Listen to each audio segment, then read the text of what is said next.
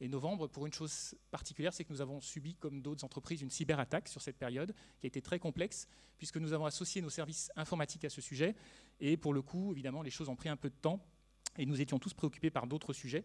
Néanmoins, nous avons repris les choses en main et vous le verrez tout à l'heure, nous avons à peu près tenu les délais, comme toute société du groupe qui était concernée. Nous avons mis en place donc un registre, un premier registre, alors sur la base de questions. C'est-à-dire qu'au départ, le service juridique nous a adressé quelques pages Word avec je dirais une centaine de questions sur la nature de nos traitements potentiels, en essayant d'éveiller notre réflexion sur les sujets, de manière à ce que nous puissions alimenter et expliquer ce que nous faisions dans le cadre de nos activités.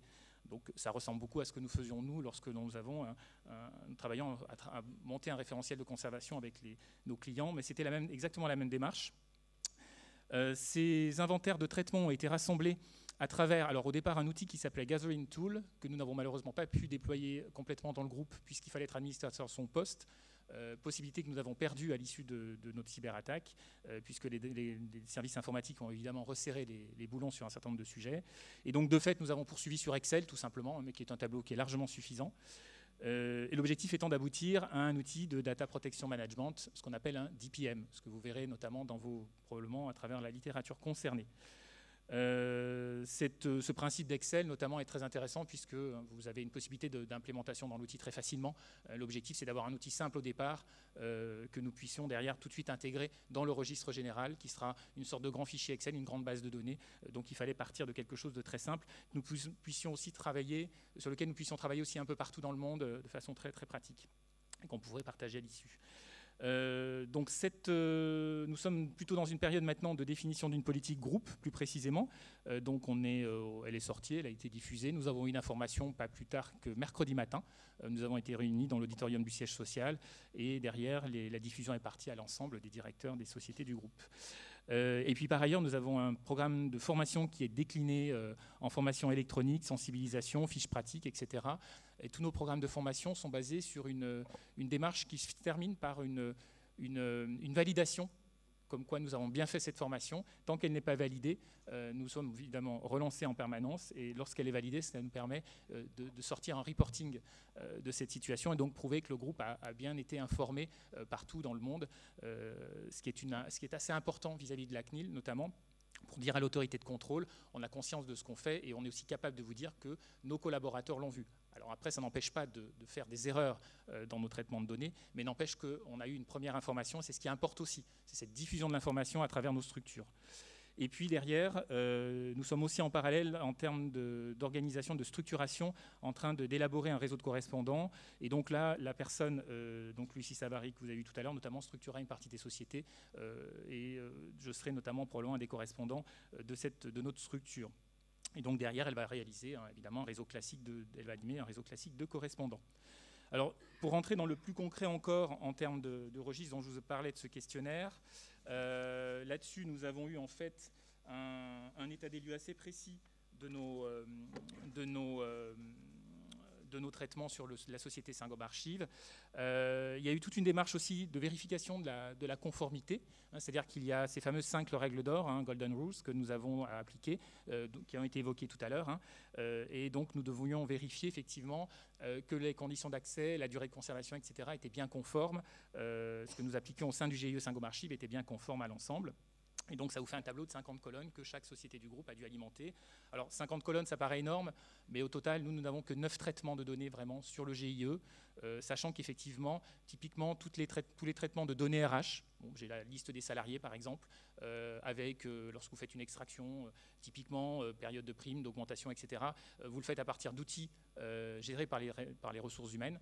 Vous allez charger un certain nombre d'informations, que vous allez recharger à bord de ces outils ressources humaines. Derrière, le fichier en question doit être détruit. Puisque je n'apporte aucune modification complémentaire et au contraire, je vais alimenter la base des RH. La base des RH sera désormais la base qui alimentera et fournira l'information sur ce sujet. C'était le cas, mais jusqu'à présent, on n'avait pas conscience que ces fichiers, typiquement, devaient être détruits puisque c'était des fichiers de travail et toutes les argumentations, tous les argumentaires qu'on avait, on le reportait dans cette base de données RH. Les RH, par contre, eux, doivent être conformes et donc déclarer ce traitement de leur côté. Et moi, je dois m'assurer de bien détruire ces documents et sans perte de données particulières. Voilà. Derrière, donc nous, ça s'est résumé, notre traitement de données s'est résumé à 7 traitements différents, voire un 8e d'ailleurs, puisqu'on en a identifié un récemment, mais pour des raisons anecdotiques, dans lequel, bon, effectivement, vous avez classiquement la gestion administrative du personnel. J'ai mon registre du personnel, par exemple, papier, pour lesquels les juristes du groupe m'ont conseillé que lorsqu'un collaborateur quitte la société Saint-Gobain Archives, consciencieusement, j'aille barrer le numéro de sécurité sociale, puisque je l'enregistre dans ce registre du personnel, sachant que les RH le conservent par ailleurs. Moi, je me dois de le conserver en cas de contrôle d'une autorité, puisque je dois pouvoir sortir mon registre du personnel, notamment si j'ai un inspecteur du travail. Derrière le contrôle d'accès, alors ça je rejoindrai tout à l'heure ce que vous disiez tout à l'heure, excusez-moi, notamment puisque nous avons fait une revue avec nos prestataires, dont celui en charge du contrôle d'accès, et il a été très fier de me dire qu'effectivement il conservait des millions de données de passage, et pendant des années. Donc il a été un petit peu déçu de constater que je préférais me contenter de 3 mois et que le minimum était suffisant, notamment pour des zones type salle serveur, mais qu'on n'allait pas trop s'affoler au-delà de ça. Voilà, donc ça veut dire que vous avez une vigilance aussi auprès de certains de vos prestataires à avoir, et c'est notre devoir d'aller voir ce qui se passe et comment ils traitent ces données que nous leur transférons à cette occasion.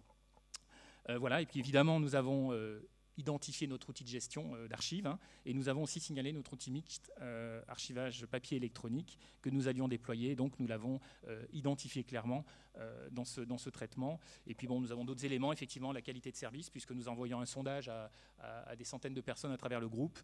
Nous avons aussi un réseau internet extrêmement dense qui a fait l'objet d'une déclaration à part. Typiquement, nous envoyons une newsletter patrimoine à 25 000 personnes, donc nous avons leurs informations, nom, prénom, email, etc. Donc là, nous l'avons déclaré comme un sujet à part. Et puis le suivi du temps de travail mensuel des salariés du GIE, puisque dans le cadre de notre activité, je dois déclarer effectivement quelle est la charge de travail, et notamment dans le cadre de procédures d'environnement, hygiène et sécurité, sur lequel je ne reviendrai pas dans le détail, mais le principe étant que j'avais le temps de travail de chacun, nom, prénom, etc. À partir de là, nous avons surtout, une fois que nous avons rempli ce registre, hein, où nous avons déclaré l'ensemble de ces traitements, nous avons vérifié successivement si nous étions conformes aux 5 règles d'or, les délais de conservation, etc. Et c'est sur les délais de conservation notamment que nous avons apporté notre pierre. Ça, je pense que je l'évoque peut-être dans